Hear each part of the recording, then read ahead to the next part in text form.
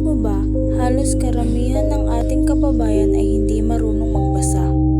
Ang mga ito ay nagiging rason kung bakit madaming mag-aaral ang mahina o hindi talaga marunong magbasa. Ang ganitong mga kaso ay hindi na bago sa atin. Madaming ganito na itatala na kaso sa mga pampublikong paaralan sa Pilipinas. Kinakailangan na matugunan nito ng guro at ang mismong paaralan para mahikayat nila ang bawat bata na makapagbasa. Importante na matutukan ng bawat magulang o tagapag-alaga ang kanilang mga anak upang matuto sila sa pagbabasa at hindi humantong sa puntong malaki na ang mga bata ay hindi marunong magbasa. Sa pamamagitan ng pagbasa, piliin natin ang Pilipinas kung saan puno